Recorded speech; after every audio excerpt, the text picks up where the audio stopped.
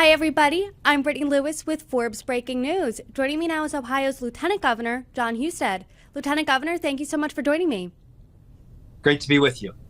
There was big news coming out of your state last week, so I would love to start the interview with that. Ohio's Senator J.D. Vance was tapped by former President Donald Trump to be his running mate. What are your thoughts? JD is super smart and somebody I think that is going to be a great defender of the America First agenda that Donald Trump has ridden to popularity. He is an articulate messenger for working class America, and that's going to play great in Wisconsin, Pennsylvania, and Michigan, some of the key swing states that the president needs to take to win the presidency back. And how does he represent those issues that specifically matter to the people of Ohio? From his real life experiences, he's seen in his hometown of Middletown, Ohio, he's seen the steel industry and manufacturing go away and see the aftermath of that and how it hurt working families and how federal globalization, federal trade policies have hurt the industrial Midwest, and how Made in America is good for all of America, including Ohio, because you can't do Made in America without Made in Ohio and Pennsylvania and Michigan and Wisconsin, all states important to victory in the presidential race. Lieutenant Governor, have you spoken with him since the announcement was made last week? I have a couple times, very briefly, traded a few text messages. I know he's super busy, but he's super excited, and JD is he's a cool customer. He's not going to be overwhelmed by this new notoriety, and he's been tested in his life experiences, and I think he will be a great wingman for Donald Trump, helping to elevate them to victory in November. Governor DeWine said that, let's say Trump and J.D. Vance win, that he would need to tap a replacement, and that replacement would be someone who could be elected both in the primary and general, and someone who works hard and represents Ohio. So let's say J.D. Vance becomes Vice President J.D. Vance. Who would you want to see selected to his seat? Well, I don't want to get ahead of ourselves. We have a lot of work to do. We've got to elect Donald Trump and J.D. Vance to the presidency and vice presidency, Bernie Moreno to the U.S. Senate here in Ohio, a really critical race for control of the U.S. Senate. I just want Ohioans to stay focused on that. It is absolutely 100% the governor's decision if that day comes, and I know he'll make a good choice.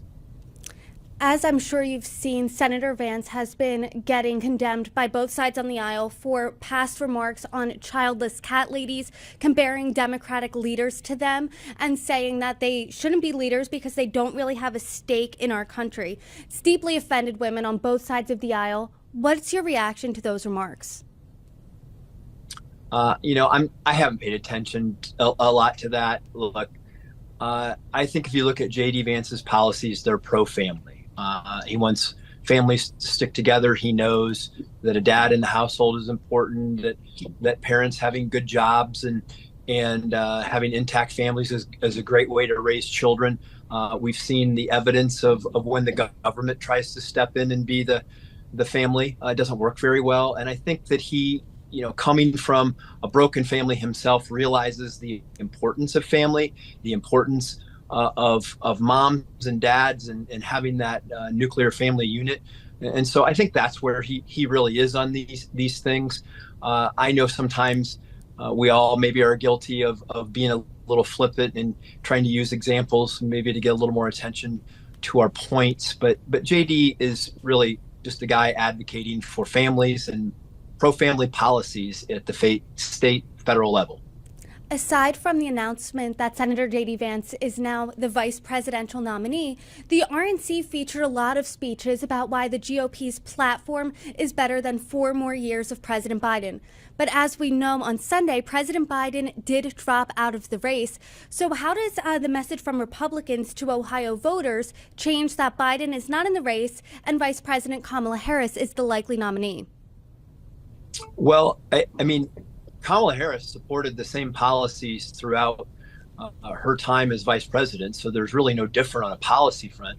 But if you look back at what she said when she was running for president herself, her views were much more radical and left-leaning than Joe Biden's. She talked about banning fracking, something vital to the economies of places like Pennsylvania and Ohio, and making America energy independent. She talked about providing government benefits for people who are here illegally, something that I think that most people in America would be completely against.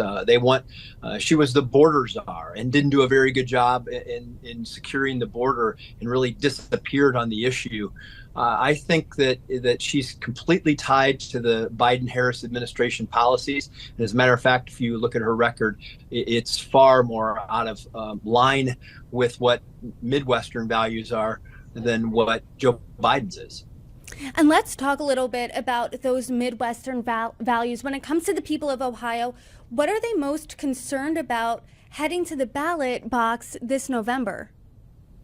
Well, certainly inflation, because the inflation that the Biden-Harris team put into place with really out of control government spending and policies that were inflationary, that's something that people think about. And it's led to higher interest rates, which makes it harder for working families to afford a mortgage. Fuel prices are up, food prices are up, and they're not coming down. And that's what affects, I think, Midwesterners, working class people more than anything. But they're also affected by the failure to secure the border. We've had illegals in Ohio who've committed murders. They're bringing drugs into our state. They're undermining pay for people at entry-level positions in our state, and that's true throughout the country. And those policies are what I think Ohioans and Midwesterners care a lot about. Lieutenant Governor, as I noted earlier, this election was really shaken up this past weekend when President Biden did drop out of the race. What's your reaction to that? Well, it's a big cover-up that the Democrats have been perpetuating almost his entire presidency. They've known that he's not capable of performing the duties as president from a physical and perhaps cognitive point of view in the way that you would expect someone to be available 24/7, 365. And the fact that this was finally exposed with an earlier debate. I mean, at one point in time, if you were a Republican and you were criticizing his cognitive abilities and the ability to serve, you would have been considered a partisan hack. But as soon as he failed in the debate and it became apparent to the whole world that the cover-up was in play, then they quickly ushered him away, forgot what the voters decided in the primary, and wanted somebody new. And look, that's the big lie that everybody knows was being perpetuated, and it really distorted Democratic primary voters of an opportunity to pick the person that they wanted. Some Democratic lawmakers have said to that argument that Harris was already on the ticket. A vote for Biden is a vote for Harris as number 2. Now she's number 1, as well as polls suggest that an overwhelming amount of Democratic voters did want Biden to be replaced. What do you say to that argument?